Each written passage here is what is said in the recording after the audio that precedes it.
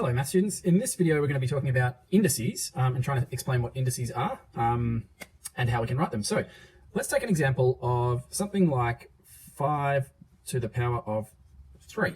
Okay, so we read that as 5 to the power of 3. Now this word indices actually comes from, indices is a plural word. The little 3 that we write here is called an index. So if you only are talking about one of them, you call it an index, but as a plural, that's indices. Or another word for index is power. So we can also say that this is the power. The number 5 that we've written with the big number 5 there is called the base, or the base number. Okay, so with indices, we have a base number and a power. And what does this mean? Well, 5 to the power of 3 is how we would read this. So base 5 to the power of 3. And what that means is 5 times 5 times 5.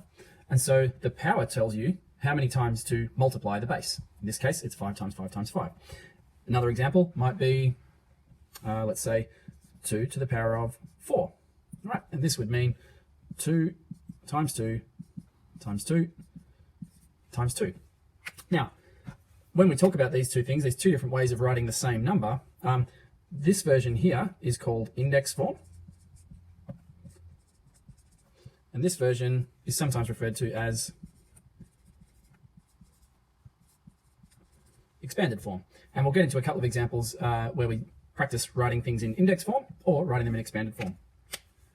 So let's look at a couple of examples. We've got a question here that says to write 5 to the power of 6 in expanded form. So remember that 5 is the base number, 6 is the power, and 6 is just telling us how many times to multiply the number 5. So in expanded form, we would write this as 5 times 5 times 5, and we've got to put 6 of these. So there's a fourth one, fifth one, and the sixth one.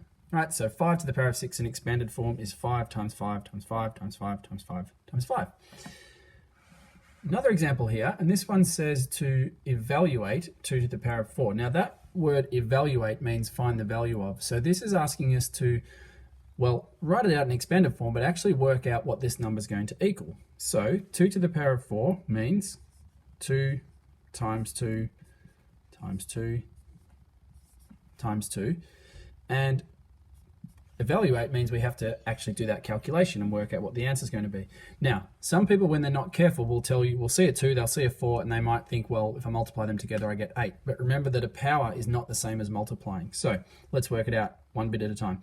2 times 2 is 4, times by another 2 would give us 8, because 4 times 2 gives us 8, times by another 2 gives us 16. So 2 to the power of 4 is equal to 16. Okay, a couple more examples. This one says write 8 times 8 times 8 in index form. So 8 times 8 times 8 is expanded form, and we've got a base number of 8. And to write it in index form, instead of writing it out with all these multiplications, we put a power to represent how many multiplications are going on. And we can see that there's the base is there 3 times, so this is 8 to the power of 3. Another example to have a look at here, this one says to write 5 squared times 11 cubed, so 5 to the power of 2 times 11 to the power of 3 in expanded form. So this is index form, we're going to go back to expanded form. Well, we've got two different base numbers here, but we can still write that in expanded form. We just write them as 5 times 5, because that's 5 squared, multiplied by 11 times 11 times 11. So you can have index form and expanded form with multiple parts to them, multiple bases going on. Okay, so that was index form for 5 squared times 11 cubed, and this is the same number in expanded form. Last couple of examples here. This one says to write the number 3 times 3 times 7 times 3 times 7 in index form. Now, this is a bit of a tricky one because we've got a couple of different bases here. Now remember, when you're multiplying numbers, the order can be interchanged. So for example, 3 times 7 is the same as 7 times 3. So we can think of this multiplication in any order that we want to. And to start with, we're going to think of it as 3 times 3 times 3, okay, which would be 3 to the power of 3, times 7 times 7. So that would be 7 to the power of 2. So notice there's nothing more that we can do here because these two bases are different. We can't simplify this any further But we have been able to combine the 3's in this multiplication to 3 cubed and the 7's in the multiplication to 7 squared.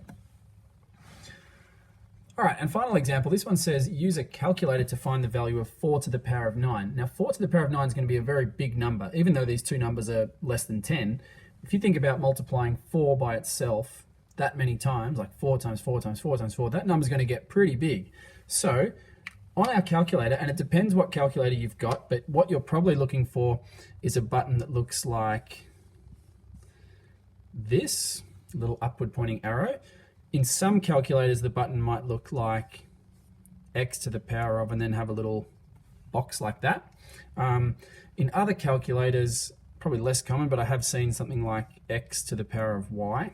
Right, but what you're looking for is a button that will give you this. That should come up on your calculator screen when you push the button, this little upward pointing arrow. And if you work out 4 to the power of 9 on your calculator, as I said, it'll probably come up on the screen like this, 4 to the power of 9. That will equal, and I'm going to have to check it because there's no way I can do that in my head, 262,144. So you can see that sometimes with powers, especially with powers that are a bit bigger, you can get massive, massive numbers. And that's one of the reasons that index form is so handy, because it's much easier to write the number 4 to the power of 9 than it is to write 262,144.